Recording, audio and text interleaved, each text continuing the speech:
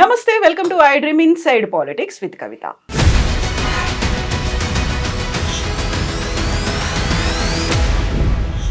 పెట్టుబడులే లక్ష్యంగా జరిగేటువంటి world economic forum మరికొద్ది గంటల్లో ప్రారంభం కాబోతోంది. అయితే పెట్టుబడులు పెట్టడానికి పారిశ్రామికవేత్తలు చూసేటువంటి పారామీటర్స్ ఏముంటాయి? ఏం చూసి మన రాష్ట్రంలో, మన దేశంలో పెట్టుబడుల్ని పెడుతుంటారు?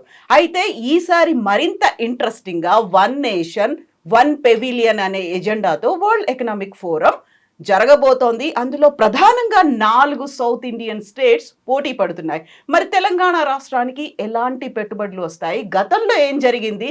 ఇప్పుడు మనం ఏం ఎక్స్పెక్ట్ చేయొచ్చు?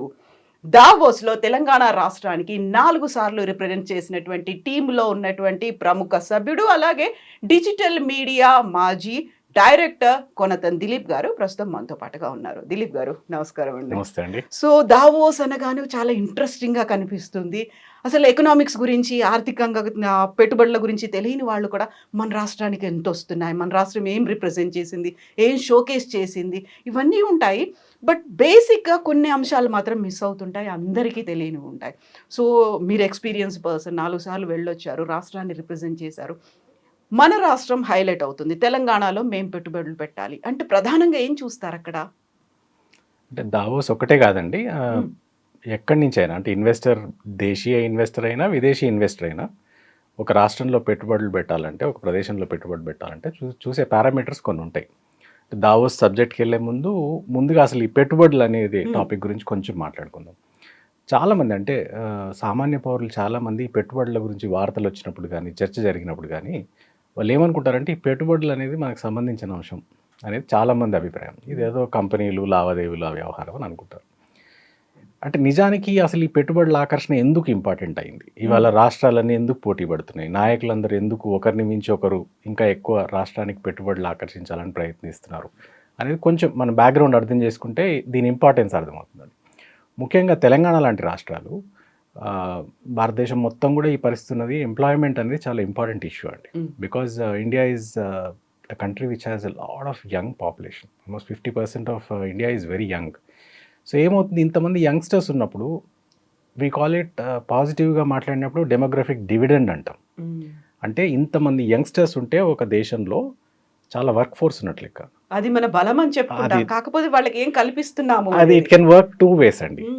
చాలామంది డెమోగ్రఫిక్ డివిడెండ్ అంటారు, కానీ it can become a demographic time bomb also if you don't deal it in the right manner.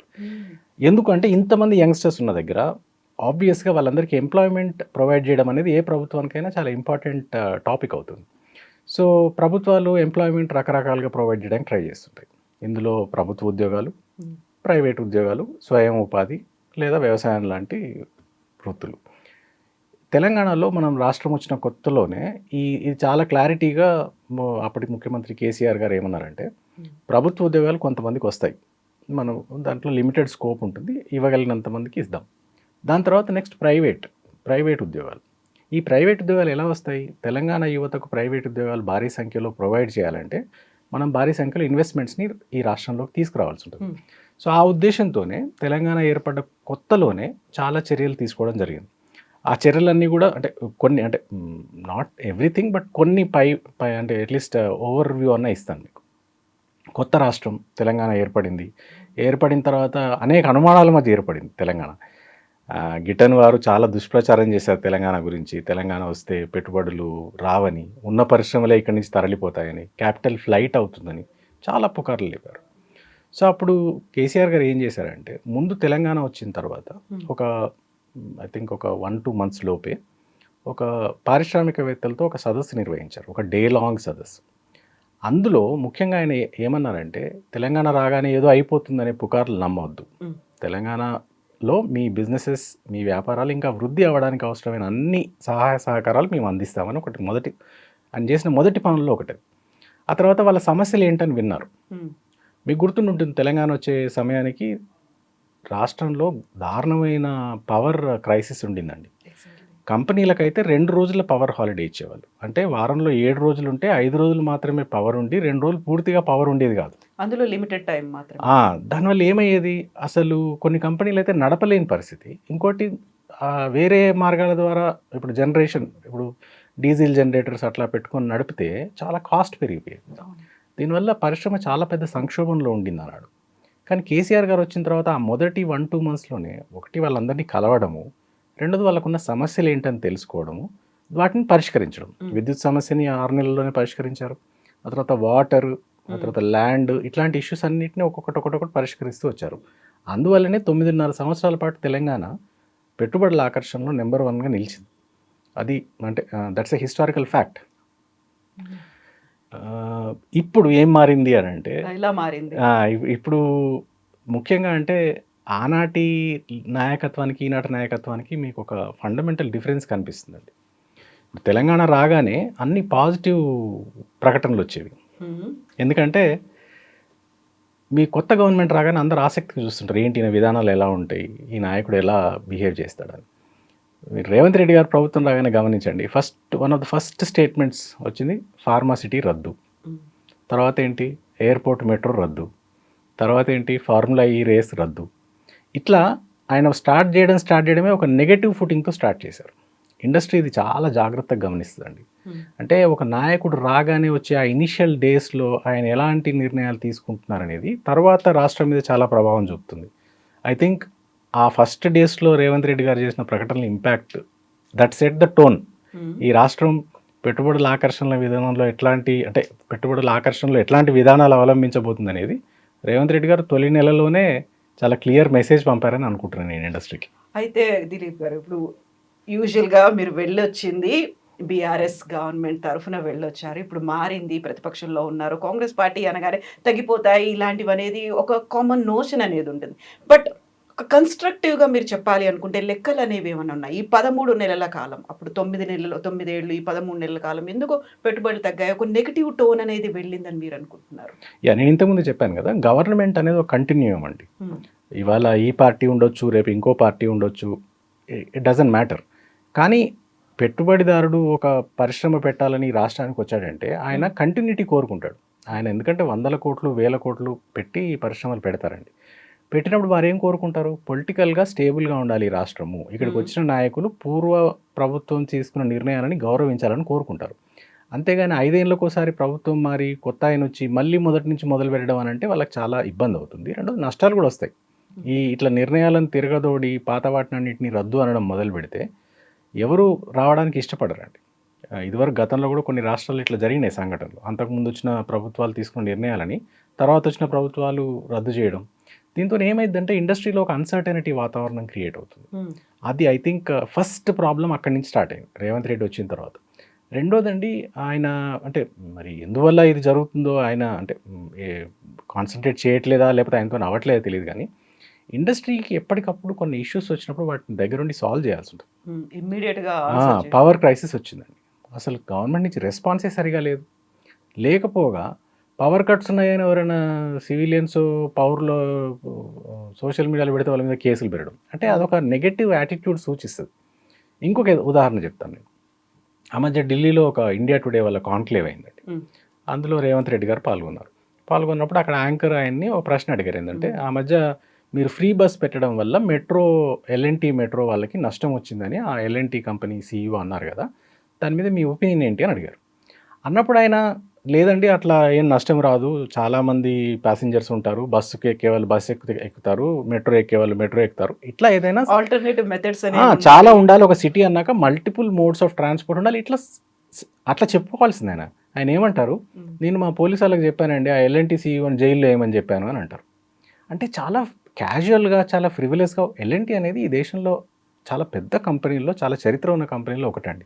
మీరు ఆ కంపెనీ సీఈఓనే అంత క్యాజువల్గా జైల్లో పారేయమని చెప్పాను మా పోలీసు వాళ్ళకని అంటే, ఒక రాష్ట్ర ముఖ్యమంత్రి ఆ మాట అంటే, అది కూడా ఢిల్లీలో, ఈ దేశం యొక్క రాజధాని నగరం నడిబొడ్డున కూర్చొని మీరు అంత క్యాజువల్గా ఒక పారిశ్రామికవేత్తని జైల్లో ఏమన్నా లేదా ఒక సీఈఓని జైల్లో ఏమన్నా అనే లూజ్ మాటలు మాట్లాడితే ఆ మాటలు అందరికీ ఇండస్ట్రీలో తెలియదా అండి? వాళ్ళందరూ వినరా? వాళ్ళు కూడా బయట క్యాజువల్ కన్వర్జేషన్స్లో మాట్లాడుకుంటారు కదా, ఫలానా తెలంగాణలో కొత్త ముఖ్యమంత్రి వచ్చాడు, ఆయన ఎలా ఉన్నాడని. ఈ మాటలు చాలా నష్టం చేస్తాయండి రాష్ట్రానికి. ఇట్లాంటివి ఒకటి రోజు రోజుకి కాంపౌండ్ అవుతున్నాయి. మీరు అప్పటికిప్పటికి ఏంటి తేడా అని అడిగారు. ఎంతో దూరం పోవాల్సిన అవసరం లేదండి. ఈ రాష్ట్ర ప్రభుత్వం మెయింటైన్ చేస్తున్న ఒక వెబ్సైట్ ఉంటుంది, టీఎస్ ఐపాస్ అని అంటాం మనం దాన్ని. గత ప్రభుత్వంలో ఉండగా కేసీఆర్ గారి హయాంలో అంటే పరిశ్రమలకు ఈజీగా అనుమతులు ఉండాలి. అనుమతులు తీసుకునే ప్రాసెస్ అనేది చాలా కాంప్లికేటెడ్గా ఉండేదండి. 100 లైసెన్సులు, 100 రకాల పర్మిషన్లు తీసుకోవాలా, 100 ఆఫీసుల చుట్టూ తిరగాల. ఇదంతా చాలా చాలా టైం. ఇంకా టైమ్ ఈజ్ మనీ అంటారు. ఒక పరిశ్రమ ఇక్కడ పెట్టాలంటే ఆయన అన్ని ఆఫీసుల చుట్టూ తిరిగి పర్మిషన్లన్నీ తీసుకొని it use to take a lot of time. అదంతా రెడ్యూస్ చేసి, కట్ షార్ట్ చేసి, సింప్లిఫై చేసి టీఎస్ ఐపాస్ అనే ఒక సింగిల్ విండో విధానం కేసీఆర్ గారి ప్రభుత్వంలో తీసుకొచ్చారండి. మీరు ఆ వెబ్సైట్కి వెళ్ళి చూడండి ఒకసారి. సో ఇప్పుడు ఆ సింగిల్ విండో అనేది ఇప్పటికీ కంటిన్యూ అవుతుంది. ఉంది. ప్రాబ్లం ఏంటంటే ఆ విండోలో అప్లికేషన్లు ఇచ్చేవాళ్ళు లేరు. ఓకే, ఆ ప్రాసెస్ అంతా విండో ఓపెన్ గానే ఉంది. విండోలోకి వచ్చి ఎవరైనా దరఖాస్తు ఇచ్చే వాళ్ళే కరువు అయ్యారు. మీరు నెంబర్స్ చెప్తాను, జస్ట్ రఫ్ ఫిగర్స్ మీకు చెప్తాను, మీరు కూడా క్రాస్ చెక్ చేసుకోవచ్చు. యావరేజ్గా లాస్ట్ 7-8 ఇయర్స్ పాటు, అంటే గత ఏడాది వరకు 2500 నుంచి 4000 మధ్య పరిశ్రమలు మన రాష్ట్రంలో ఎవ్రీ ఇయర్ రిజిస్టర్ చేసుకునేవండి. అవి చిన్నవి కావచ్చు, స్మాల్, మీడియం, లార్జ్, అన్ని కేటగిరీలో. మీరు గమనించండి, లాస్ట్ 1 ఇయర్ అంటే ఈ 2024-25 ఆర్థిక సంవత్సరంలో ఇప్పటివరకు కేవలం 1400 లోపు పరిశ్రమలు మాత్రమే నమోదు చేసుకున్నాయండి. ఈ ఆర్థిక సంవత్సరంలో ఇంకో 2 నెలలు మాత్రమే ఉంది, ఫిబ్రవరి అండ్ మార్చ్. జనవరిలో ఉన్నాం మనం ఆల్రెడీ. మరి ఇంత దారుణమైన నెంబర్ ఎందుకు వచ్చిందండి? ఎందుకు పడిపోయింది? 2500 ప్లస్ ఉండాల్సిన నెంబరు సడన్గా 1400కి పడింది. ఇంకో 2 నెలల్లో బహుశా 1500-1600 ఆగిపోతుంది. ఆల్మోస్ట్ ఒక 1000 డిఫరెన్స్ అనేది ఉంది. ఇదేదో అకస్మాత్తుగానో యాదృచ్ఛికంగానో జరిగిన విషయం కాదండి. మీరు అంటే ఆరోగ్యం బాగాలేనప్పుడు లేదా హెల్త్ చెకప్ కోసం మీరు ఒక హాస్పిటల్కి వెళ్తే ముందు అక్కడ మీకు వైటల్స్ చెక్ చేస్తారండి. మీ టెంపరేచర్ ఎలా ఉంది, బ్లడ్ ప్రెషర్ ఎలా ఉంది, ఇట్లా కొన్ని వెయిట్, హైట్ ఇవన్నీ చూసుకుంటారు. అక్కడనే స్టార్ట్ అవుతుంది. అంటే ఏదైనా ప్రాబ్లం ఉంటే అక్కడి నుంచే మెల్లగా తెలియడం మొదలవుతుంది. తర్వాత హయ్యర్ డయాగ్నోస్టిక్ టెస్టులు చేస్తారు. నిజంగా ఏదైనా ప్రాబ్లం ఉంటే బయటపడుతుంది. అలా ఈ రాష్ట్రానికి ఇవాళ మీరు ఏ గణాంకం చూసినా it is showing that there is some serious problem is there. ఈ రాష్ట్రం యొక్క ఎకానమీలో, ఈ రాష్ట్రం యొక్క గవర్నెన్స్లో సీరియస్ ప్రాబ్లం ఉందనేది ఏ నెంబర్ చూసినా, నేను ఇంతకుముందు చెప్పిన టీఎస్ ఐపాస్ నెంబర్ ఒకటి చెప్పాను, అట్లా మీకు ఇంకొన్ని నెంబర్లు కూడా చెప్పగలను. ఉదాహరణకు ఈ దేశంలో సౌత్ సైడ్ జనరల్గా 5 రాష్ట్రాలనే లెక్క పెడతాం మనము, బట్ మహారాష్ట్రం కలుపుకుంటే 6 రాష్ట్రాలు. 6 రాష్ట్రాల రవాణా ఆదాయం ఎంత ఉంది, రవాణా శాఖ ఆదాయం ఎంత ఉందని ఈ మధ్య ఒక రిపోర్ట్ వచ్చిందండి. అంటే స్టేట్ గవర్నమెంట్కి వచ్చే ఆదాయాల్లో one of the important revenue source ఏంటంటే నూతన వాహనాలు కొనుక్కున్నప్పుడు రిజిస్ట్రేషన్ ట్యాక్సెస్ కడతారు కదా, అది one of the important revenue source. మీరు గమనిస్తే తెలంగాణ ఒక్కటే నెగటివ్ గ్రోత్ నమోదు చేసిందండి. ఇదివరకు ఎప్పుడు పాజిటివ్గా ఉండే తెలంగాణ 9.5 ఏళ్ల పాటు ఈ సంవత్సరానికి నెగటివ్ గ్రోత్ నమోదు చేసింది. మిగతా అన్ని రాష్ట్రాలు, కేరళ కానీ, తమిళనాడు కానీ, ఆంధ్రప్రదేశ్ కానీ, మహారాష్ట్ర కానీ, ఇవన్నీ ఏమో పాజిటివ్ గ్రోత్ నమోదు చేసాయి. ఒక్క తెలంగాణ ఒకటే ఎందుకు నెగటివ్ గ్రోత్ నమోదు చేసిందండి?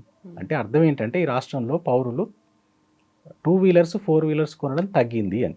సో అది తగ్గడానికి కూడా కొన్ని ఇంటర్లింక్డ్గా ఫ్యాక్టర్స్ అంతే కదా. ఇప్పుడు ఇంతకుముందు మనం అనుకున్నట్టుగా పెట్టుబడుల ఆకర్షణ అనేది ఐసోలేటెడ్గా జరిగే యాక్టివిటీ కాదండి. చాలామంది ఏమనుకుంటారంటే ఏదో దావోస్కి వెళ్తేనో, లేకపోతే అమెరికా వెళ్తేనో, ఇంకో దగ్గరికి వెళ్తాను, సింగపూర్లో అలా విదేశీ పర్యటనలు చేస్తే పెట్టుబడులు వస్తాయని అనుకుంటారు. విదేశీ పర్యటనలు చేయడం అనేది just one part of the story, but the larger story is back home. ఇక్కడ ఏం జరుగుతుంది, తెలంగాణలో ఏం జరుగుతుంది అనేది ఇంపార్టెంట్. మీరు కేసీఆర్ గారి ప్రభుత్వంలో ఉన్నప్పుడు నేను ఒక కేస్ స్టడీ లాగా చెప్పదలుచుకున్నాను మీకు. ఏంటంటే ఎందుకు ఈ పెట్టుబడుల ఆకర్షణ అనేది లింక్డ్ అని మళ్ళీ చెప్తున్నాను. అంటే ఇట్స్ ఇంటర్లింక్డ్ అని అంటున్నాను. ఎందుకు ఇంటర్లింక్డ్ అంటే కేసీఆర్ గారు రాగానే ఫస్ట్ ఏం చేశారు, ఆయన వ్యవసాయం మీద ఫోకస్ పెట్టారు. ఇరిగేషన్, ఎలక్ట్రిసిటీ ఇవన్నీ సెట్ చేసి వ్యవసాయాన్ని ఒక గాడిలో పెట్టారు. దానివల్ల ఏమైంది, వ్యవసాయ ఉత్పత్తులు పెరిగాయి, వాటర్ అవైలబిలిటీ పెరిగింది ఇరిగేషన్ ప్రాజెక్టులు చేయడం వల్ల. ఈ రెండు జరగడం వల్ల ఏం జరిగింది, మీకు వేరే అవెన్యూస్ మెల్లమెల్లగా క్రియేట్ అవ్వడం మొదలుపెట్టాయి. తెలంగాణలో మొదటి నుంచి ఉన్న ప్రాబ్లం ఏంటంటే, ఇప్పుడు ఆంధ్రప్రదేశ్, పాత ఆంధ్రప్రదేశ్ ఉన్నప్పుడు ఆంధ్రలో ఎకానమీ కొంచెం మనకంటే బెటర్గా ఉండడం, అక్కడ కొంత ఆంటర్ప్రెన్యూర్స్ మనకంటే ఎక్కువ ఉండడం, పారిశ్రామికవేత్తలు ఎక్కువ ఉండడం ఎందుకు అనేది ఒక చర్చ వచ్చింది. అందులో భాగంగా తేలిన విషయం ఏంటంటే, సుమారు 100 ఏళ్ల క్రితం బ్రిటిషర్స్ మొదట అక్కడ ఇరిగేషన్ ఫెసిలిటీస్ డెవలప్ చేయడం వల్ల అక్కడ వ్యవసాయం డెవలప్ అయిందండి. వ్యవసాయం డెవలప్ అయ్యి దానిలో ఉన్న సర్ప్లస్ మెల్లగా ఇండస్ట్రీస్లోకి, ఫస్ట్ ఎలాంటి ఇండస్ట్రీస్ వస్తాయి, వ్యవసాయ అనుబంధ ఇండస్ట్రీస్ వస్తాయి, అంటే రైస్ మిల్లులు కానీ అట్లాంటివి వస్తాయి. అందులో సర్ప్లస్ క్రియేట్ అయితే మెల్లగా హాస్పిటాలిటీ లేదా హాస్పిటల్స్, హెల్త్ కేర్ లేదా సాఫ్ట్వేర్, ఇంకా మాట్లాడితే సినిమా, ఇవన్నీ రంగాల్లోకి పెట్టుబడులు రావడానికి ముఖ్య కారణం వ్యవసాయంలో ఉన్న సర్ప్లస్ అండి. అదే మన బేస్. అది అక్కడి నుంచి స్టార్ట్ అయింది. ఆంధ్రాలో ఏదైతే గ్రోత్ మనం చూసామో, అప్పుడు తెలంగాణలో కూడా అట్లాంటి ఒక గ్రోత్ ఆ లాస్ట్ 9.5-10 ఏళ్ళలో స్టార్ట్ అయింది. మీరు చూస్తే ఎన్నడూ లేనిది తెలంగాణ రికార్డులు బద్దలు కొట్టడం మొదలుపెట్టింది. వరి ఉత్పత్తిలో ఇవాళ దేశంలో నెంబర్ 1 రాష్ట్రం తెలంగాణ అండి. మనకంటే పెద్ద రాష్ట్రాలు, మనకంటే దాదాపు 70 ఏళ్ళ ముందు ఏర్పడ్డ రాష్ట్రాలు ఉన్నాయి. ఉదాహరణకు ఉత్తరప్రదేశ్ కానీ, లేదా పంజాబ్ కానీ, లేదా తమిళనాడు కానీ, లేదా ఛత్తీస్గఢ్ కానీ, లేదా వెస్ట్ బెంగాల్ కానీ, ఈ రాష్ట్రాల పేర్లు వినపడేవి. వరి ఉత్పత్తిలో నెంబర్ 1 ఎవరున్నారు ఈ దేశంలో అంటే ఈ రాష్ట్రాల పేర్లు వినపడేవి. కానీ ఇవాళ సడన్గా తెలంగాణ ఈజ్ నెంబర్ 1. సో ఏదైతే బ్యాక్ ఎండ్లో వర్క్ జరిగిందో, ఇరిగేషన్ ఫెసిలిటీస్ ఇంప్రూవ్ చేయడము, వ్యవసాయానికి అవసరమైన ఇతర వనరులు సమకూర్చడం, దానివల్ల మీకు వ్యవసాయంలో సర్ప్లస్ క్రియేట్ అవ్వడం మొదలుపెట్టింది తెలంగాణలో. నెక్స్ట్ ఏమవుతుంది, ఆటోమేటిక్గా ఆల్రెడీ మనం చూసాం చాలా ఫుడ్ ప్రాసెసింగ్ ఇండస్ట్రీస్కి చాలా డిమాండ్ పెరుగుతుంది. ఎందుకంటే lot of food grains production, ఇతర హార్టికల్చర్ ప్రొడ్యూస్ ఇవన్నీ వస్తాయి కాబట్టి మీకు ఫుడ్ ప్రాసెసింగ్ రంగంలో అవకాశాలు వస్తాయి. దాన్ని అందిపుచ్చుకున్నాం మనం. రైస్ మిల్లులు, కొన్ని వందల కొత్త రైస్ మిల్లు, చాలా హై కెపాసిటీ రైస్ మిల్స్, అంటే రోజు కొన్ని టన్నుల ధాన్యాన్ని ప్రాసెస్ చేయగలిగే ఆధునిక రైస్ మిల్లులు వచ్చాయి తెలంగాణలో. ఇదివరకు ఎప్పుడు లేవు అట్లాంటివి. అట్లా ఒక్కొక్క సెక్టర్ ఇంటర్లింక్డ్గా ఉంటాయి. ఇప్పుడు ఐటీ ఉంది, ఐటీలో మీరు ఇన్వెస్ట్మెంట్స్ తీసుకురాగలిగారు అనుకోండి, ఇన్వెస్ట్మెంట్స్ తీసుకురాగలిగితే జాబ్స్ వస్తాయి. జాబ్స్ వస్తే ఏమవుతుంది, 5,000 మందో 10,000 మందో ఎంప్లాయీస్ హైదరాబాద్లో పనిచేయడం మొదలు పెడితే వాళ్ళందరికీ ఇల్లులు కావాలి. సో ఏం చేస్తారు వాళ్ళు, రియల్ ఎస్టేట్కి డిమాండ్ పెరుగుతుంది. వాళ్ళందరికీ తినడానికి హోటల్కి వెళ్ళాలి, సో హోటల్ బిజినెస్ పెరుగుతుంది. వాళ్ళు ట్రావెల్ చేయడానికి క్యాబ్స్ కావాలి, సో క్యాబ్స్ బిజినెస్ పెరుగుతుంది. సిటీ ఎక్స్పాండ్ అవుతుంది. ఎవ్రీథింగ్ ఈజ్ ఇంటర్లింక్డ్ అండి. అట్లా one thing leads to another. ఇప్పుడు ఫార్మా ఉంది, ఫార్మాకి కనెక్టెడ్గా చాలా ఇండస్ట్రీస్ ఉంటాయి. వాటికి ఇప్పుడు డిఫెన్స్ ఉంది, డిఫెన్స్లో మనం ఒక్క పెద్ద పరిశ్రమను తీసుకొస్తే దానికి 200 యాన్సిలరీ పరిశ్రమలు ఉంటాయి. అవన్నిటికీ స్కోప్ వస్తుంది. ఇట్లా చేసాం మనం 9.5 ఏళ్ల పాటు. ఎందుకు తెలంగాణ ఇండస్ట్రియల్ గ్రోత్ అప్రతిహతంగా కొనసాగిందంటే, మనం ఫోకస్ సెక్టర్స్ చూస్ చేసుకొని వాటికి అవసరమైన కింద అలైడ్ సెక్టర్స్ అన్నిటిని చూసుకుంటూ, ఇంటర్లింకేజెస్ అన్ని చూసుకుంటూ చేశాం. కాబట్టి ఆ 9.5 ఏళ్ళు బాగు చేయడం ఏమో కానీ చాలా బాగా ఉన్నదాన్ని పాడు చేయడం ఎట్లాగో ఈయన చేసి చూపిస్తున్నాడు. ఇప్పుడు ఆల్మోస్ట్ ఒక 9 రోజుల పర్యటన సింగపూర్ తర్వాత దావోస్కు వెళ్తున్నారు. అందులో ప్రధానంగా పెట్టుకున్నటువంటి నినాదం తెలంగాణ రైజింగ్ అనేది. సో 1 year సెలబ్రేషన్స్లో కూడా అదే నినాదం ఉంది, ఇప్పుడు కూడా అదే ఉంది. సో రైజింగ్ తెలంగాణ అనుకున్నప్పుడు ఇంకా వృద్ధి చెందుతుంది అనేటువంటి ఒక మెసేజ్ అందులో కనిపిస్తోంది. అది రీచ్ అవ్వట్లేదా? దానికి తగ్గట్టుగా ఇక్కడ ప్రయత్నాలు లేవంటారా మీరు?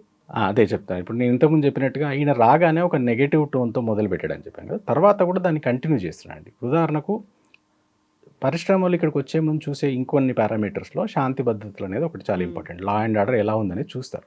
అందుకే మీరు తెలంగాణ వచ్చిన కొత్తలో చూస్తే ముఖ్యమంత్రి గారు ఫస్ట్ థింగ్స్ చేసినది పోలీస్ డిపార్ట్మెంట్కి నూతన వాహనాలు, ఎక్విప్మెంట్ కావాలంటే కొనిచ్చారు. ఇట్లాంటివి ఎందుకు ఇంపార్టెంట్ అంటే ఇన్వెస్టర్లో కాన్ఫిడెన్స్ నెలకొల్పుతాయి. ఈ రాష్ట్రంలో శాంతి భద్రతలు బాగున్నాయని. మీరు మళ్ళీ ఇంకో మెట్రిక్ ఇంతకుముందు చెప్పాను కదా, వైటల్స్ చూస్తే తెలిసిపోతుంది ప్రాబ్లం ఉందని. ఈ సంవత్సరం ఎవ్రీ ఇయర్ ఎండింగ్లో పోలీస్ డిపార్ట్మెంట్ వాళ్ళు ఏం చేస్తారంటే లా అండ్ ఆర్డర్ ఎలా ఉందని డేటా రిలీజ్ చేస్తారండి. ఈ సంవత్సరం సైబరాబాద్ కమిషనరేట్, హైదరాబాద్ కమిషనరేట్ పరిధిలో నేరాల సంఖ్య చాలా దారుణంగా పెరిగింది. ఒక దగ్గర ఆల్మోస్ట్ 40+%, ఇంకో దగ్గర 60+%. ఈ డేటా అంతా పబ్లిక్ డొమైన్లో ఉంటుంది కదండి. సో ఎవరైనా పెట్టుబడి పెట్టాలనుకునే వాళ్ళు చూస్తారు కదా, చూసి ఏమనుకుంటారు, ఓహో 1 yearలో చాలా దారుణంగా లా అండ్ ఆర్డర్ ఉంది ఇక్కడ అనేది వాళ్ళకి అర్థమైపోతుంది. సో పెట్టుబడి వేయడానికి ఎందుకు వస్తాడు? ఇంకోటి, పోనీ ఇదేమన్నా మనకు తెలియకుండానే జరిగిపోయిందంటే కాదు. మీకు హోంమంత్రి లేనప్పుడు ఆ కన్సర్న్ డిపార్ట్మెంట్కి, అంత ఇంపార్టెంట్ డిపార్ట్మెంట్ రాష్ట్రానికి, దానికి మంత్రి లేనప్పుడు ఆబ్వియస్గా కింద పరిస్థితులు అట్లాగే ఉంటాయి కదండి. ముఖ్యమంత్రి హ్యాండిల్ చేస్తున్నారు కదా, దాని మీద ఫోకస్ పెట్టలేదు అంటున్నారు. అంటే ఏమవుతుందండి అంటే, ఇప్పుడు మీకు ఉమ్మడి రాష్ట్రంలో మనకు ఆల్మోస్ట్ 40 మంది వరకు మంత్రులు ఉండే అవకాశం ఉండేదండి. Because there is a percentage. మీ ఎమ్మెల్యేల నెంబర్ని బట్టే మీ క్యాబినెట్ యొక్క సైజ్ ఉంటుంది. మనకు 18 వరకు పెట్టుకోవచ్చు. That it self is a problem. ఎందుకంటే ఇఫ్ యూ ఆస్క్ మీ, మనకు 40+ డిపార్ట్మెంట్స్ ఉంటాయండి. 18 మంది మంత్రులు, 40+ డిపార్ట్మెంట్స్ ఉన్నప్పుడు ఆల్రెడీ ఒక్కొక్క మంత్రికి 2-3 శాఖలు డిఫాల్ట్గానే ఉంటాయి. అట్లాంటి చోట మీరు 12 మంది మంత్రులతోనే 40 శాఖల్ని డీల్ చేయడానికి ట్రై చేస్తే ఎంత కష్టం అవుతుంది. వాళ్ళకు ఉండే టైం లిమిటెడ్, చేయాల్సిన పనులు చాలా ఉంటాయి. ముఖ్యమంత్రి హోదాలో ఆయన చేయాల్సిన పనులు చాలా ఉంటాయి. ఎవరిని వదిలేసి హోంమంత్రి పని ఏడ చేస్తాడండి ఆయన. అందువల్లనే మీకు ఈ సైడ్ ఎఫెక్ట్స్ కనపడుతుంది. సో మీకు ఏదైనా వ్యాధి వచ్చిందంటే ఉత్తినే రాదండి, యాదృచ్ఛికంగా ఉట్టిన వ్యాధి రాదు. మీరు ఏదో ఫుడ్లో తేడా చేస్తేనో, వాటర్లో తేడా చేస్తేనో, లేదా కంటేజియస్ డిసీజో వస్తేనే అవుతుంది. ఈ రాష్ట్రంలో గవర్నెన్స్ ఫెయిల్యూర్ అవుతుందనడానికి ఈ వైటల్ పారామీటర్స్ అన్ని చూపిస్తున్నాయి.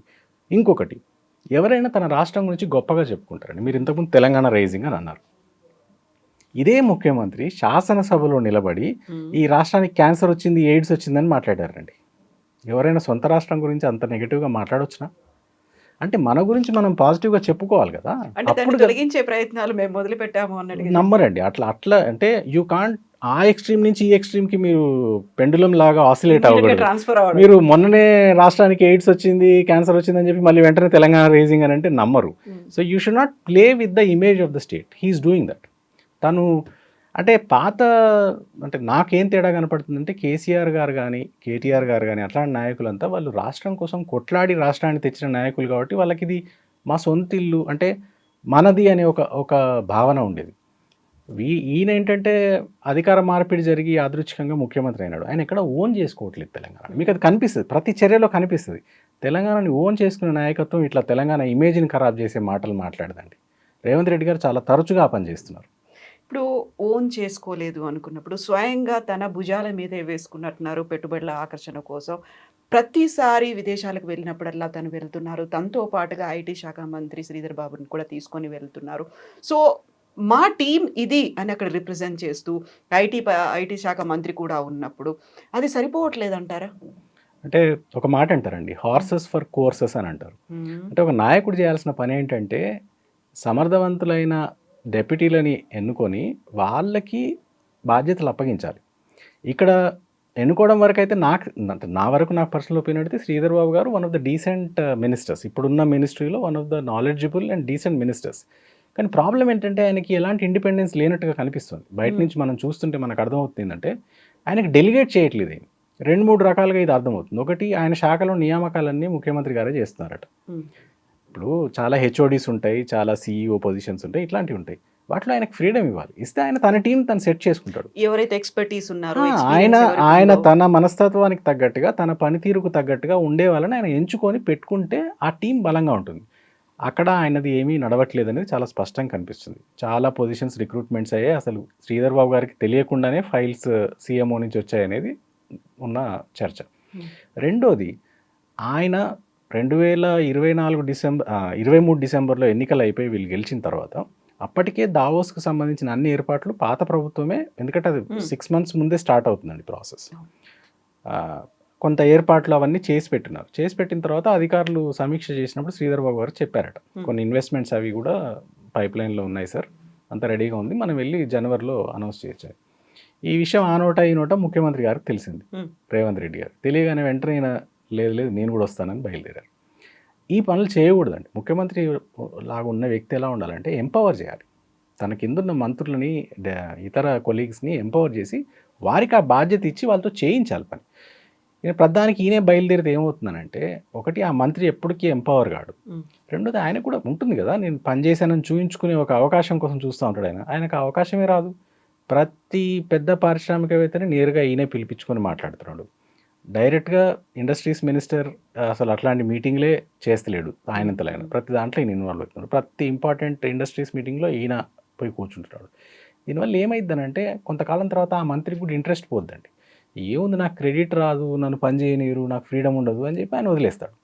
ఇప్పుడు ఆల్మోస్ట్ ఆ స్టేజ్కి వచ్చింది తెలంగాణలో. ఏమవుతుందంటే ఈయన ప్రతి దాంట్లో వేలు పెరగడం వల్ల శ్రీధర్ బాబు గారికి కూడా ఇంట్రెస్ట్ పోయినట్టు కనపడుతుంది. ఆయన నిమిత్త మాత్రుడిలా కూర్చొని ఉన్నారు, అంతే. అది జరుగుతుంది. సో ఈసారి దావోస్కు వెళ్తున్నారు, కొన్ని గంటల్లో స్టార్ట్ అవుతోంది, 5 రోజుల పాటు కొనసాగుతోంది. అయితే అన్నిటికంటే కూడా మీరు గతంలో వెళ్ళిన దానికంటే కూడా ఈసారి ఇంకొక ఇంట్రెస్టింగ్ థింగ్ ఏంటంటే, ఎవరి పెవిలియన్స్ వాళ్ళు పెట్టుకొని స్పేస్ ఆక్యుపై చేసి వాళ్ళని వాళ్ళు ప్రమోట్ చేసుకోకుండా one nation one pavilion. So కేంద్రం కూడా రిప్రజెంటేషన్ అక్కడ ఉంటుంది. మన దగ్గర నుంచి వెళ్ళినటువంటి 6 రాష్ట్రాలు, అందులో 3 రాష్ట్రాల ముఖ్యమంత్రులు కూడా రిప్రజెంట్ చేస్తూ ఉన్నారు. ఈ టైంలో మీరు చెప్పినటువంటి ఈ టఫ్ కండిషన్స్, ఛాలెంజింగ్ కండిషన్స్ మధ్యలో అక్కడికి వెళ్ళిన తర్వాత వాళ్ళని అట్రాక్ట్ చేయాలంటే ఉన్నటువంటి లిమిటెడ్ స్కోప్ అనేది, స్పేస్ అనేది ఉంటుంది. అక్కడ ఏం చూపించాలి, ఏం చెప్పాలంటారు? యూజువల్గా అక్కడికి వెళ్ళినప్పుడు జరిగేదంతా మనం ఏం షోకేస్ చేస్తున్నాం, మన దగ్గర ఉన్నటువంటి ఫెసిలిటీస్ ఏంటి, దీంతో పాటుగా ఇండైరెక్ట్గా కొంచెం లాబీయింగ్ అనేది కూడా జరుగుతుంది అనేది ఉంటుంది కదా. సో ఏం జరుగుతుందని మీరు ఎక్స్పెక్ట్ చేస్తున్నారా? మీరు అనుకుంటున్నది ఏంటి అసలు ఈసారి? కొంచెం అంటే బ్యాక్గ్రౌండ్ చెప్తానండి దావోస్ గురించి. ఇది 1970s నుంచి జరుగుతుంది అక్కడ వరల్డ్ ఎకనామిక్ ఫోరం మీటింగ్. ఆ దావోస్ అని అది ఒక స్కీ టౌన్ అండి. అంటే ఈ స్విట్జర్లాండ్లో ఏమవుతుందంటే ఆల్ప్స్ పర్వతాలు ఉంటాయి. మనకి హిమాలయాలు ఎట్లాగో వాళ్ళకి ఆల్ప్స్ పర్వతాలు ఉంటాయి. ఆ పర్వతాల మధ్యలో ఒక చిన్న బ్యూటిఫుల్ టౌన్ అండి దావోస్ అనేది. అక్కడే ఎందుకు పెడతారంటే అది అంటే ఒక వేసవి అంటే అక్కడ వాళ్ళకి వేసవిలోనేమో అంటే కొన్ని విడుదలు ఉంటాయి, బట్ ఇది వింటర్లో విడిది అనమాట. ఏంటంటే ఇక్కడ బాగా మంచు ఉండడం వల్ల ఆ కొండల మీద అంతా స్కీయింగ్ బాగా జరుగుతుంది. సో ఈ వరల్డ్ వైడ్గా ఉన్న బిజినెస్ లీడర్స్ని, పాలిటీషియన్స్ని అందరినీ ఒక దగ్గర పెట్టి ఒక సమావేశం జరపాలనేది అక్కడ ఆ లొకేషన్ అందుకోసం చూస్ చేసుకున్నది. ఒక విడిదిలాగా ఉంటుంది, ఒక టూరిజం కూడా ఒక టూరిజం స్పాట్ లాగా ఉంటుంది, కొంత రిలీఫ్ ఉంటుంది వీళ్ళకి, బిజీ పీపుల్ వీళ్ళంతా అక్కడ పోయే వాళ్ళంతా అని అక్కడ చూస్ చేశారు. జూరిక్లో దిగిన తర్వాత అక్కడి నుంచి ఒక 2 hours అట్లా కార్ ద్వారా ట్రావెల్ చేయాల్సి ఉంటుంది. సో ఎవ్రీ ఇయర్ దాదాపు ఒక 3,000 మంది ప్రతినిధులు వస్తారండి ప్రపంచవ్యాప్తంగా. అందులో టాప్ బిజినెస్ మ్యాన్ ఉంటారు, టాప్ పాలిటీషియన్స్ ఉంటారు, అంటే దేశాధ్యక్షులు, ప్రధానమంత్రుల హోదాలో ఉన్న వాళ్ళు ఉంటారు. ఆ తర్వాత కొంతమంది sports men, celebrities, cinema actors కూడా కొంతమంది వస్తారు. ఎందుకంటే అక్కడ కొంత అంటే అన్నీ అంటే నాట్ జస్ట్ బిజినెస్ కాకుండా సీరియస్ డిస్కషన్స్ లీజర్ యాక్టివిటీస్ కూడా ఉంటాయి. కొంత ఏమన్నా వేరే రంగాల నుంచి వచ్చిన వాళ్ళు కూడా కనపడతారు మీకు. దావోస్లో 2-3 ఇంట్రెస్టింగ్ విషయాలు ఏంటండి అంటే ఆ ఊరు చాలా చిన్న ఊరు, కానీ వచ్చిన వాళ్ళందరేమో చాలా important people. So hotels, rooms అట్లాంటివి కూడా దొరకవు, చాలా లిమిటెడ్ సంఖ్యలో ఉంటాయి. ఆ ఊరు వాళ్ళంతా ఏం చేస్తారంటే ఈ వరల్డ్ ఎకనామిక్ ఫోరం ప్రతి సంవత్సరం జనవరి 3వ వారం లేదా 4వ వారంలో జరుగుతుందండి. ఆ ఊరు వాళ్ళంతా ఏం చేస్తారంటే జనవరి రాగానే వాళ్ళ షాప్స్, వాళ్ళ ఇండ్లు అన్నీ నెల రోజుల కోసం రెంట్కి ఇచ్చేసి వాళ్ళు ఎటైనా హాలిడేకి వెళ్ళిపోతారండి. ఎందుకంటే అకామిడేషన్ దొరకదు ఇంకా లేకపోతే. సో వాళ్ళ అపార్ట్మెంట్స్, వాళ్ళ షాప్స్, ఇప్పుడు దావోస్లో మెయిన్ స్ట్రీట్ ఏదైతే ఉంటుందో దాన్ని ప్రామినాడ్ అని అంటారు. ఆ స్ట్రీట్లోనే ఈ అన్ని కంపెనీలు, ప్రభుత్వాలు వాళ్ళ పెవిలియన్స్ పెడతాయండి. సో పెవిలియన్స్ పెట్టడానికి స్పేస్ కావాలి కదా. సో ఏం చేస్తారంటే ఆల్రెడీ ఆ రోడ్ మీద ఉన్న షాప్స్ వాళ్ళందరూ తమ సామాన్ అంతా ఒక చిన్న స్టోర్ రూమ్లో షిఫ్ట్ చేసి ఆ షాప్ని రెంట్కి ఇచ్చేస్తారు ఈ నెల కోసం. సో అట్లా జరుగుతుంది. సో అన్ని రాష్ట్ర ప్రభుత్వాలు అక్కడ అంటే భారతదేశంలో ఉన్న ఇంపార్టెంట్ రాష్ట్రాలు, కొంత పరిశ్రమల్ని ఆకర్షించడానికి ఎక్కువ ప్రయత్నిస్తున్న రాష్ట్రాలు గత కొన్నేళ్ళుగా అక్కడ పెవిలియన్స్ పెడుతున్నాయి. మీకు గుర్తుంటే ఉమ్మడి ఆంధ్రప్రదేశ్లో ఉన్నప్పటి నుంచి చంద్రబాబు నాయుడు గారు దావోస్ వెళ్ళడం, అక్కడ పెవిలియన్ పెట్టడం అవన్నీ మొదలుపెట్టారు. తెలంగాణ వచ్చిన తర్వాత తెలంగాణ ప్రభుత్వం కూడా ఆల్మోస్ట్ 5 years కంటిన్యూస్గా అప్పటి ప్రభుత్వం పెట్టిందండి. సో ఆ పెవిలియన్ పెట్టినప్పుడు ఏంటంటే ఆ పెవిలియన్లో 2 రకాల యాక్టివిటీస్ జరుగుతాయి. ఒకటి, ముందే వరల్డ్ ఎకనామిక్ ఫోరం వెళ్ళే ప్రతినిధులందరికీ ఒక ఆన్లైన్ లింక్ ఉంటుందండి. ఆన్లైన్ లింక్ ద్వారా మనం ఎవరైనా మీటింగ్ని రిక్వెస్ట్ చేయొచ్చు, లేదా వాళ్ళు మనల్ని మీటింగ్ రిక్వెస్ట్ చేయొచ్చు. సో ఎవరెవరైతే రిజిస్టర్ చేసుకున్నారో ఆ సమావేశాలకి వాళ్ళందరి డీటెయిల్స్ అందులో ఉంటాయి వెబ్సైట్లో. మనమైనా వాళ్ళతో మీటింగ్ రిక్వెస్ట్ చేయొచ్చు, వాళ్ళైనా మనతో చేయొచ్చు. సో ముందే ఒక 2-3 నెలల ముందు నుంచే ఈ కార్యక్రమం అంతా జరుగుతుంది, మీటింగ్లన్నీ సెటప్ అవుతాయి. ఇది కాకుండా అక్కడ ఆల్రెడీ ప్లాన్డ్ కొన్ని డిస్కషన్స్, కొన్ని రౌండ్ టేబుల్స్ ఇట్లాంటివి జరుగుతాయి. సో మనల్ని ఇన్వైట్ చేస్తే, మన నాయకులు ఇన్వైట్ చేస్తే వెళ్ళి అందులో కూడా పార్టిసిపేట్ చేయొచ్చు. ఈ 2 మేజర్ యాక్టివిటీస్ అక్కడ దావోస్లో ఎవ్రీడే 3 లేదా 4 రోజులు జరిగే యాక్టివిటీస్ ఇవి ఉంటాయి. ఒకటి ప్లాన్డ్ మీటింగ్స్ మన పెవిలియన్లో, లేదా ఆ వరల్డ్ ఎకనామిక్ ఫోరం కన్వెన్షన్ సెంటర్లో జరిగే డిస్కషన్స్, డిబేట్స్, రౌండ్ టేబుల్స్ ఇవన్నీ జరుగుతాయి. వీటి చుట్టూలా కొంత ప్రైవేట్ సంస్థలు కూడా కొన్ని ఈవెంట్స్ వాళ్ళు కూడా ప్లాన్ చేస్తారు సైడ్ లైన్స్లో. ఏం చేస్తారంటే ఇప్పుడు సిఎన్బిసి వాళ్ళు ఉన్నారు, లేదా మీడియా సంస్థలు ఇంక వేరే అని, వాళ్ళు కొన్ని రౌండ్ టేబుల్స్ పెడతారు. లేదా పెద్ద బిజినెస్ హౌస్ ఉంటుంది, ఇప్పుడు ఫేస్బుక్ కానీ గూగుల్ కానీ, వాళ్ళు ఏం చేస్తారు, వాళ్ళ బిజినెస్కి సంబంధించి వాళ్ళు షోకేస్ చేసుకోవడానికి వాళ్ళు కొన్ని రౌండ్ టేబుల్స్ పెడతారు. ఇట్లాంటి యాక్టివిటీస్ అంతా 3-4 days జరుగుతుంటుంది అక్కడ. చాలా అంటే ఇది వింటర్ కాబట్టి చాలా టెంపరేచర్స్ చాలా లో ఉంటాయి, -5-6 degrees. So you have to wear special clothing and all. అంటే కొంత ఇంట్రెస్టింగ్ వాతావరణం అయితే ఉంటుంది దావోస్లో. ఇంకో చెప్పుకోదగ్గ విషయం ఏంటంటే అంటే దావోస్ స్ట్రీట్స్లో మీరు నడుస్తూ ఉంటే చాలా సర్రియల్గా ఉంటుందండి ఆ సీన్. ఎందుకంటే ఒకటి, చుట్టూ అన్ని మంచు పర్వతాలు ఉంటాయి, ఆ చాలా సీనిక్గా ఉంటుంది. రెండోది, మీరు యూ విల్ బంప్ ఇంటూ అంటే మీరు ఎన్నడూ జీవితంలో చూడలేని మనుషులందరినీ మీరు రోడ్ల మీద, ఫుట్పాత్ మీద మీకు కనిపిస్తుంటారు. దేశాధ్యక్షులు, పెద్ద కంపెనీల సీఈఓలు, పెద్ద స్పోర్ట్స్ స్టార్స్, సినిమా స్టార్స్, వీళ్ళందరూ మీకు రోడ్డు మీద కనిపిస్తూ ఉంటారు. సో ఆ సీన్ చాలా సర్రియల్గా ఉంటుంది. సో ఆ బ్యాక్డ్రాప్లో ఈ పెవిలియన్స్ పెట్టడం ఇదంతా జరుగుతుంది. అయితే లాస్ట్ 1-2 yearsగా ఏమవుతుందంటే, అంటే అంతకన్నా ముందే స్టార్ట్ అయింది ఈ చర్చ, ఆ ప్రామినాడ్ స్ట్రీట్లో ఉన్న పెవిలియన్స్లో భారతదేశం యొక్క రాష్ట్రాల స్టాల్స్ చాలా ఎక్కువ అవుతూ పోతున్నాయి. ఎవ్రీ ఇయర్ కొన్ని పెవిలియన్స్ పెరుగుతూ పోతున్నాయి. సో ఒక 2 ఏళ్ల కింద ఏం జరిగిందంటే అక్కడే భారత ప్రభుత్వం తన పెవిలియన్ కూడా పెడుతుందండి. సో భారత ప్రభుత్వం పెట్టిన పెవిలియన్ ఏమో వెలవెలబోవడం, ఈ తెలంగాణ, ఆంధ్రప్రదేశ్, ఇట్లాంటి కర్ణాటక ఇట్లాంటి రాష్ట్రాల పెవిలియన్స్ ఏమో చాలా ఫుల్ యాక్టివిటీతోని బజ్ ఉండడం. ఇది ఒక 2-3 సంవత్సరాల క్రితమే కొంతమంది నోటీస్ చేశారు. చేసి అప్పుడే అన్నారు ఏంటంటే ఒక దేశానికి ఒకటే స్టాల్ ఉండాలి, ఒకటే పెవిలియన్ ఉండాలి. ఈ ప్రతి రాష్ట్రం ఎవరిది వాళ్ళు పెట్టుకుంటే ఇంకా దేశం పెవిలియన్ ఎవరు చూస్తారు అనే చర్చ 2-3 ఏళ్ల క్రితమే మొదలైంది. సో అది అప్పటి నుంచి అలా అలా అయ్యి ఈ సంవత్సరానికి నేను వింటున్నది ఏంటంటే ఈ సంవత్సరం ఒకటే పెవిలియన్ పెట్టాలనే రూల్ తీసుకొచ్చింది కేంద్ర ప్రభుత్వం. సో ఇంకా రాష్ట్రాల పెవిలియన్స్ అనేవి కనుమరుగ్గానున్నాయి దావోస్లో అనేది తెలుస్తుంది.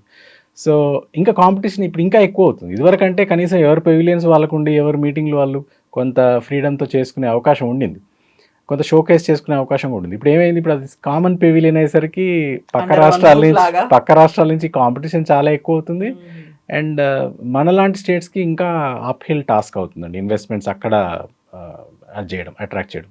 సో ఇలాంటి టఫ్ కండిషన్స్లో అందులోనూ 3 రాష్ట్రాల ముఖ్యమంత్రులు ఉన్నారు, సౌత్ ఇండియా నుంచి 4 స్టేట్స్ ఉన్నాయి, అక్కడ మహారాష్ట్ర ఉత్తరప్రదేశ్ ఉన్నప్పటికీ కూడా మనకి ఏం వస్తుంది అనేది ఒక ఎక్స్పెక్టేషన్స్ అయితే ఉన్నాయి. ఈ ఒక పెద్ద టీం వెళ్తోంది, ప్రతిసారి అక్కడికి వెళ్ళిన తర్వాత లెక్కలు అనేవి చాలా గొప్పగా చెప్పుకుంటారు. ఇన్ని కంపెనీల ప్రతినిధులతో భేటీ అయ్యాము, ఇంతమందితో ఎంఓయూ కుదుర్చుకున్నాము, ఇన్ని పెట్టుబడులు రాబోతున్నాయి, ఇంతమందికి ఉపాధి కలుగుతోంది అనేది. సో ఈసారి ఏం ఎక్స్పెక్ట్ చేయొచ్చు అంటారు అలాంటి లెక్కల్ని? గత సంవత్సరం ఏం జరిగింది, ఇంప్లిమెంటేషన్స్ ఎలా ఉన్నాయి, మీరు వెళ్ళొచ్చినప్పుడు ఆ 9 ఏళ్ల కాలంలో వీటిని లెక్కల్ని చూస్తే ఏం వస్తుంది రిజల్ట్ అనేది, ఫలితం ఎలా ఉంటుంది?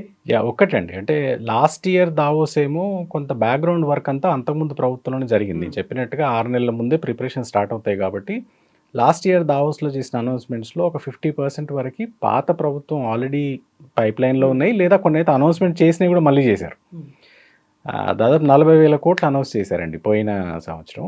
అందులో 2 కొంచెం షేడీ ఇన్వెస్ట్మెంట్స్, ఒకటి అదానిది ఒక 12,000 కోట్ల దాకా ఉంది, అది ఎప్పుడు వస్తుందో ఎలా వస్తుందో అసలు వస్తుందో రాదో కూడా తెలియదు. రెండోది గోడి అని ఒక ఊరు పేరు లేని కంపెనీది ఒకటి 9,000 కోట్లు అనౌన్స్ చేశారండి. అది ఆ రోజు చెప్పాము, ఇట్లాంటి ఊరు పేరు లేని కంపెనీలను ఇన్వెస్ట్మెంట్స్ అనౌన్స్ చేస్తే ప్రమాదం ఏంటంటే అవి రావు, రెండోది అనవసరంగా రాష్ట్రానికి కూడా చెడ్డ పేరు వస్తుంది. ఇట్లాంటి ఊరు పేరు లేని కంపెనీల చెప్పిన 40,000లో ఆల్మోస్ట్ 20,000 కోట్లు 20,000 కోట్లు అవే ఉన్నాయి. ఇంకో 15,000 కోట్ల దాకా గత ప్రభుత్వం అంటే బీఆర్ఎస్ ప్రభుత్వం హయాంలోనే అనౌన్స్మెంట్స్ చేసిందని మళ్ళీ ఏదో అన్నట్టుగా మళ్ళీ ఇంకోసారి అనౌన్స్ చేశారు. అందులో జేఎస్డబ్ల్యూ ఒకటి ఉంది, ఆ తర్వాత గోద్రేజ్ లాంటి కంపెనీలు చేసిన ఇన్వెస్ట్మెంట్స్ని, అంతకుముందు చేసిన ఇన్వెస్ట్మెంట్స్ని కొంచెం నెంబర్ పెంచి చెప్పారు. సో ఇదొక, అంటే ఒకటేమో షేడీ అనౌన్స్మెంట్స్ కొన్ని వచ్చాయి, ఒకటేమో ఆల్రెడీ గత ప్రభుత్వం చేసిన అనౌన్స్మెంట్స్ని మళ్ళీ రీఅనౌన్స్ చేశారు. కొన్ని ఏమో అసలు నెంబర్స్ చెప్పలేదు, ఒక 4-5 కంపెనీల పేర్లు చెప్పారు, వాళ్ళు ఇన్వెస్ట్మెంట్స్ చేస్తున్నారు అన్నారు, వాళ్ళు చేశారో లేదో తెలియదు, అసలు ఆ నెంబర్స్ కూడా ఇవ్వలేదు. సో ఆ 40,000 కోట్లు నేను అనుకో ఒక 4-5 వేల కోట్లు ఏమైనా జెన్యున్గా ఉన్నాయేమో, అంతకు మించి మిగతా అంతా ఉట్టి ఫ్లఫ్ అండి. కేసీఆర్ గారు మొదటి నుంచి కూడా వీటికి వ్యతిరేకం. అంటే పెద్ద పెద్ద ఇన్వెస్ట్మెంట్ సమిట్స్ చేసి అక్కడ 1,00,000 కోట్లని 2,00,000 కోట్లని కొన్ని రాష్ట్రాలు అనౌన్స్ చేస్తుంటాయి. ఆల్మోస్ట్ 7-8 రాష్ట్రాలు ఆ పని చేసాయి. అందులో ఏమవుతుందంటే ఆ ఒత్తిడిలో ఊరు పేరు లేని అనామక కంపెనీల అనౌన్స్మెంట్స్ అన్ని చేయిస్తారండి, తర్వాత అవి రావు చేయవు, అనవసరంగా అవాస్ పాలవుతాయి. సో కేసీఆర్ గారు మొదటి నుంచి కూడా అట్లాంటి అనౌన్స్మెంట్స్ చేయనిచ్చేవాళ్ళు కాదు. ఆయన ఏమంటారంటే నెంబర్ కోసం పోటీలు పడకండి, ఇది మన రాష్ట్రమే కదా, పెద్ద ఎవరు మెడల్స్ ఇచ్చేది లేదు, జెన్యున్గా ట్రై చేయండి, ఏదైతే నిజంగా వచ్చే పెట్టుబడి ఉందో దాన్నే అనౌన్స్ చేయండి అని చెప్పేవాళ్ళు. కానీ వీళ్ళు అట్లా లేరు. వీళ్ళు మొన్న యూఎస్ పోయినప్పుడు కూడా మీరు చూస్తే స్వచ్ఛ్ బయో అని ఒక కంపెనీని అనౌన్స్ చేశారు. అది సాక్షాత్తు రేవంత్ రెడ్డి గారి బ్రదర్ కంపెనీ అండి. ఫస్ట్ 2 రోజులు బుకాయించారు, మాకేం సంబంధం లేదు, ఆ కంపెనీ వేరే ఈ కంపెనీ వేరే అన్నారు. తర్వాత ముఖ్యమంత్రి తమ్ముడైతే ఇన్వెస్ట్మెంట్ చేసి తప్పేంటి అని అన్నారు. ఇవన్నీ ఏంటంటే నెంబర్స్ని ఏదో ఒకలాగా ఇన్ఫ్లేట్ చేసి ఊరు పేరు లేని అనామక కంపెనీలు అవి చెప్పి ఒక తాత్కాలిక అది వస్తుండొచ్చు, కానీ లాంగ్ రన్లో అయితే ఇప్పుడు నేను ఇంతకుముందు చెప్పినట్టుగా మెట్రిక్స్ అయితే చూపిస్తుంది కదండి. ఇప్పుడు సింపుల్ లాజిక్, నేను ఇంతకుముందు చెప్పిన మెట్రిక్స్లో ఇంకొక ఇంపార్టెంట్ మెట్రిక్ ఏంటంటే హైదరాబాద్లో ఆఫీస్ స్పేస్ అబ్జార్ప్షన్ ఎలా ఉంది అని మీరు గమనిస్తే ఆఫీస్ స్పేస్ అబ్జార్ప్షన్ హైదరాబాద్లో తగ్గుతుంది. ఎందుకు తగ్గుతుంది? కొత్త కంపెనీలు రావడం తగ్గింది కాబట్టి ఆటోమేటిక్గా ఆఫీస్ స్పేస్ అబ్జార్ప్షన్ తగ్గుతుంది. ఇట్లా మెట్రిక్స్లో బయటపడిపోతాం మనం. టీఎస్ ఐపాస్ మెట్రిక్స్లో కానీ, ఆఫీస్ స్పేస్ అబ్జార్ప్షన్ మెట్రిక్స్లో కానీ, ఎంప్లాయ్మెంట్ మెట్రిక్స్లో కానీ, ఐటీ ఎక్స్పోర్ట్స్ మెట్రిక్స్లో కానీ ఇవన్నీ చూపిస్తాయి. మీరు ఏదో ఒక్క రోజు కోసం ఇన్వెస్ట్మెంట్స్ 40,000 తెచ్చాము 50,000 తెచ్చామని ప్రకటన ఇవ్వచ్చు, నెక్స్ట్ డే పేపర్లో ఫ్రంట్ పేజ్ మేనేజ్ చేసి ఉండొచ్చు, కానీ తర్వాత వచ్చే మెట్రిక్స్ అవన్నీ ఆ నెంబర్స్ అన్నీ నిజం కాదు అనేది ప్రూవ్ చేస్తాయి. అట్లా సో యూజువల్గానే ఎక్కడన్నా పెట్టుబడులు పెడుతున్నారు, పరిశ్రమలు వస్తున్నాయి అంటే హైదరాబాద్ సెంట్రిక్గా కనిపిస్తుంది. అలా కాదు, మనం డీసెంట్రలైజ్ చేయాలి అనుకున్నప్పుడు వరంగల్ కావచ్చు, నిజామాబాద్, కరీంనగర్, ఇక్కడ కూడా మేము ఐటీ డావోస్ పెట్టాము, అక్కడ కూడా కంపెనీలు వచ్చాయి అనుకున్నప్పుడు దావోస్కి వెళ్ళిన తర్వాత కేవలం హైదరాబాద్నే షోకేస్ చేస్తారా? ఫోకస్ అంతా అక్కడే ఉంటుందా? జిల్లాల వారీగా చూస్తే ఎలా ఉంటాయి అసలు? అంటే ఇప్పుడు ఎలా చేస్తున్నారో నాకు ఐడియా లేదండి. అప్పటి ప్రభుత్వం ఏం చేసిందంటే 14 ఫోకస్ సెక్టర్స్ అని తీసుకుందండి. అందులో ఐటీ ఉంది, హెల్త్ కేర్, లైఫ్ సైన్సెస్ ఉంది, తర్వాత ఫుడ్ ప్రాసెసింగ్ ఉంది, తర్వాత డిఫెన్స్ ఉంది, ఎలక్ట్రానిక్స్ ఉంది. ఇట్లాంటి ఫోకస్ ఏరియాస్ 14 డిసైడ్ చేసి ఏం చేశారు, ఏరోస్పేస్ అండ్ డిఫెన్స్ ఉంది. ఏం చేశారంటే ప్రతి సెక్టర్కి ఒక డైరెక్టర్ని పెట్టారు, ఒక డొమైన్ ఎక్స్పర్ట్ని పెట్టారు. పెట్టడం వల్ల ఏం జరిగిందంటే ఎక్కడ స్థలం కానీ లేకపోతే అక్కడ అనుకూలతల్ని బట్టి కానీ, ఇప్పుడు ఖమ్మం లాంటి చోట ఫుడ్ ప్రాసెసింగ్కి అనుకూలం, అట్లాగే వరంగల్ టెక్స్టైల్స్కి అనుకూలం. సో మనం వరంగల్లో మెగా టెక్స్టైల్ పార్క్ అని స్టార్ట్ చేసాం. అక్కడ చాలా పెద్ద మల్టీనేషనల్ కంపెనీలు కూడా ఆల్రెడీ స్టార్ట్ చేసాయి. కిటెక్స్ కానీ లేదా యంగ్ వన్ కానీ అట్లాంటి పెద్ద కంపెనీస్ వచ్చాయి. అట్లే జహీరాబాద్ నిమ్స్ అని, తర్వాత ఇక్కడ హైదరాబాద్ దగ్గర ఫార్మా సిటీ అని, తర్వాత మీకు సుల్తాన్పూర్ దగ్గర మెడికల్ డివైసెస్ పార్క్ అని పెట్టాం. సో మన అనుకూలతల్ని బట్టి మన రాష్ట్రంలో దేనికి వనరులు ఉన్నాయి, ఏ రంగాలకు అవకాశాలు ఉన్నాయి అన్నదాన్ని బట్టి మనం రకరకాలుగా చేసామండి. ఆ తర్వాత ఐటీలో కూడా మీరు అన్నట్టుగా Tier 2 టౌన్స్లో ఐటీ టవర్స్. అయితే ఇప్పుడు దురదృష్టకరమైన విషయం ఏంటంటే మనం చేసిన మంచి పని కూడా వీళ్ళు కొనసాగించలేకపోతున్నారు. ఇప్పుడు ఐటీ టవర్స్ గురించి వార్తలు వస్తున్నాయి కొన్ని చోట్ల నుంచి. ఏంటంటే మెయింటెనెన్స్ సరిగా లేక, అక్కడ చూసుకునే నాదుడు లేక చాలా చోట్ల కంపెనీస్ నడవట్లేదు అని Tier 2 టౌన్స్లో. సో మనం ఒక పునాదేసి ఒక లెవెల్ దాకా మనం చేసిన దాన్ని వీళ్ళు దాన్ని అక్కడి నుంచి బిల్డ్ చేసుకొని పోవాల్సింది ఉన్నదాన్నే పాడు చేస్తున్నారనే వార్తలు వస్తున్నాయండి. అది కొంత బాధాకరం. అంటే వాళ్ళకు కూడా ఒక విజన్ అనేది ఉంటుంది, ఆ విజన్కి తగ్గట్టుగా వెళ్తున్నారు. అందులో భాగమే రైజింగ్ తెలంగాణ అనేది ఉంది. కాబట్టి వెరీ ఫస్ట్ ఇయర్, ఇంకా 4 ఏళ్ల పాటు ఇది కొనసాగబోతోంది కాబట్టి ఒక పాజిటివ్ ఆస్పెక్ట్ ఏమైనా ఉందా? అంటే ఒక్కటి బాధాకరమైన విషయం ఏంటంటే యాక్చువల్గా వీళ్ళు ఇంత మంచి అంటే అన్నీ వడ్డించిన విస్తర్ లాంటి రాష్ట్రం ఇంకోటి ఉండదండి. 2023 డిసెంబర్లో వీళ్ళు అధికారంలోకి వచ్చిన నాటికి అన్ని రంగాల్లో ఒక పాజిటివిటీ ఉండింది. వ్యవసాయం నుంచి ఐటీ వరకు చాలా పని జరిగింది. లాస్ట్ 10 ఇయర్స్లో చాలా పాజిటివిటీ ఉండింది. దాన్ని కొనసాగిస్తే సరిపోయింది. కానీ వీళ్ళు వచ్చిన రోజు నుంచి ఒక నెగటివ్ మైండ్ సెట్తోని ఎంతసేపు వీళ్ళు ఎట్లా అనుకుంటారంటే అండి, నేను ఒక ఎగ్జాంపుల్ చెప్తాను. ఒక మంచి వార్త వస్తుంది, ఏదో హైదరాబాద్కి ఏదో గౌరవం దక్కింది, ఏదో అంతర్జాతీయ అవార్డో ఏదో వచ్చింది. మీరు నమ్మరండి, అసలు నాకు ఆశ్చర్యం వేస్తుంది. ఎవరైనా గర్వంగా చెప్పుకోవాలి. ఈ రాష్ట్ర ముఖ్యమంత్రో లేదా ఐటీ శాఖ మంత్రో తన సోషల్ మీడియాలోనో పత్రికా ప్రకటన ద్వారానో గర్వంగా ఫీల్ అవుతూ ఒక స్టేట్మెంట్ రిలీజ్ చేయాలి. వీళ్ళు ఎట్లా ఆలోచిస్తారు తెలుసునా?